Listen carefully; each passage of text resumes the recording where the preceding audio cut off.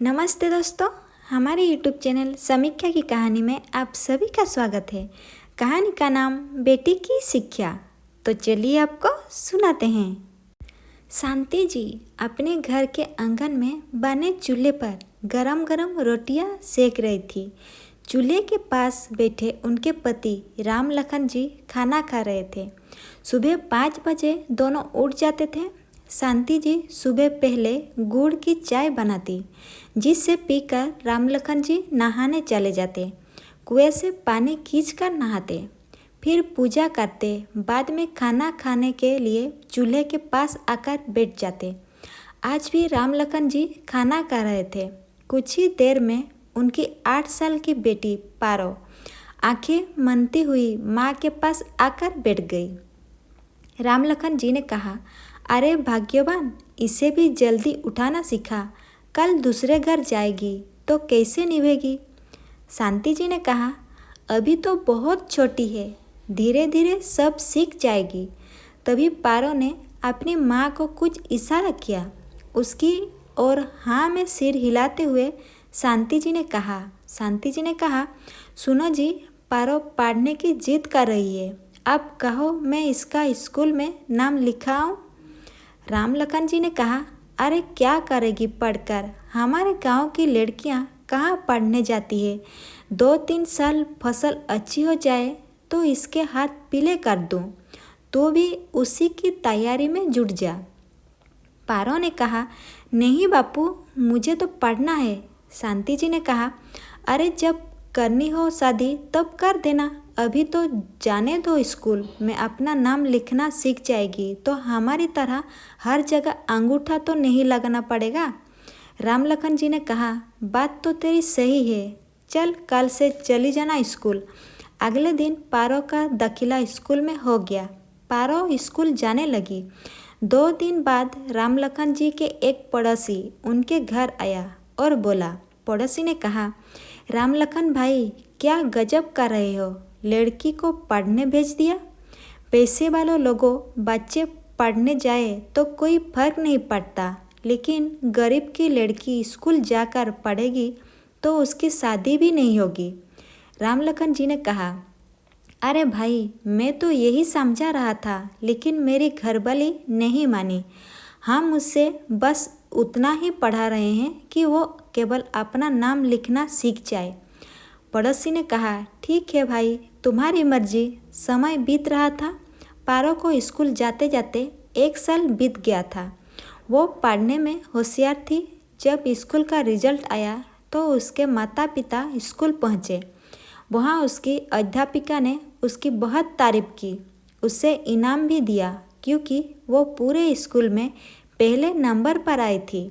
शांति जी इससे बहुत खुश हो गई, लेकिन राम लखन को ये सब अच्छा नहीं लगा। उसे तो चिंता थी कि उसकी बेटी से कौन शादी करेगा। पारो दिन रात पढ़ाई में लगी रहती थी। इसी तरह कई साल बीत गए। एक दिन राम लखन ने घर पर बताया।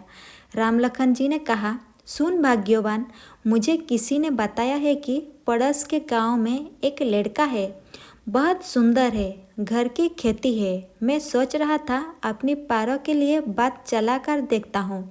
शांति जी ने कहा, देखो जी, अभी बिटियाँ पढ़ रही है, शादी की जल्दी मत करो।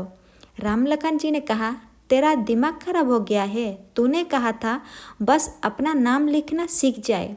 शांति जी ने कहा, जी मैं मानती हूँ, मैंने कहा था, लेकिन तब मुझे कहाँ पता था कि हमारी बेटी इतनी पढ़ाई करेगी कि पूरे स्कूल में पहले नंबर पर आएगी।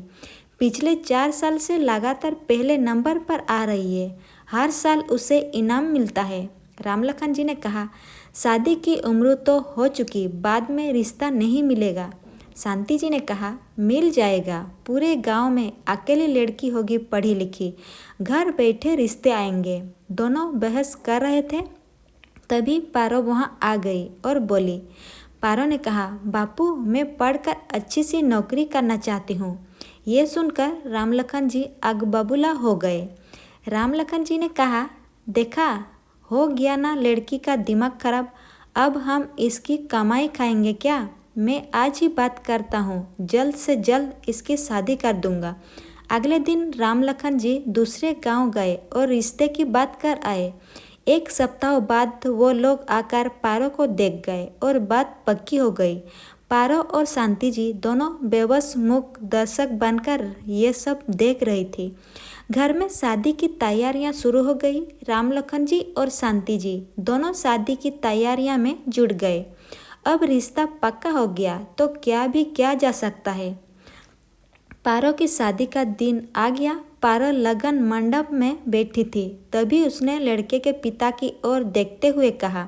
पारो ने कहा, ससुर जी, मैं आगे पढ़ना चाहती थी, लेकिन मेरे पिता ज़बरदस्ती मेरी शादी करा रहे हैं। अगर आप मुझे आगे पढ़ने की इजाज़त देंगे तभी मैं ये शादी करूँगी। ससुर जी ने कहा, राम लखन जी, ये क्या मजाक है? आपने हमें हमारी बेइज्जती करने के लिए बुलाया है? ये बात थी तो हमें पहले बताते, हम बारात लेकर ही नहीं आते। राम लखन जी ने कहा, मुझे माफ़ कर दीजिए समधी जी, ये बच्ची तो नादान है, मैं इसे समझाता हूँ। राम लखन जी ने पारो को अलग कमरे में ले जाकर बहुत समझाया, लेकिन वो नहीं मानी। इधर बारात वापस जाने के लिए तैयार थी। राम लखन जी सबको समझाने की कोशिश कर रहे थे, लेकिन लड़के के पिता बारात वापस ले जाने की जिद पर अड़े थे। राम लखन ही उनके आगे हाथ जोड़कर गिड़गिड़ा रहे थे। तभी कुछ ऐसा हुआ जिसकी किसी ने कल्पना भी नहीं की थी। दूल्हा अपने पिता के पास गया और बोला। दूल्हा ने कहा, पिताजी, आपने मुझे पढ़ा लिखा कर काबिल बना दिया, तो क्या मैं किसी अनपढ़ गवार से शादी करूँगा?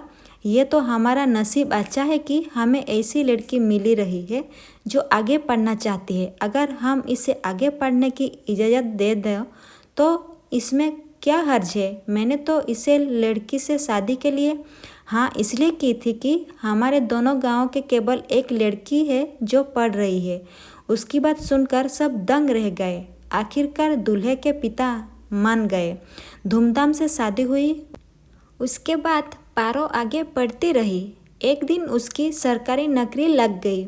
अब वो उस गांव में जहां उसकी ससुराल थी, अध्यापिका बनकर स्कूल में पढ़ाने लगी और पूरे गांव में घर घर जाकर लड़कियां को आगे पढ़ने के लिए मनाने लगी।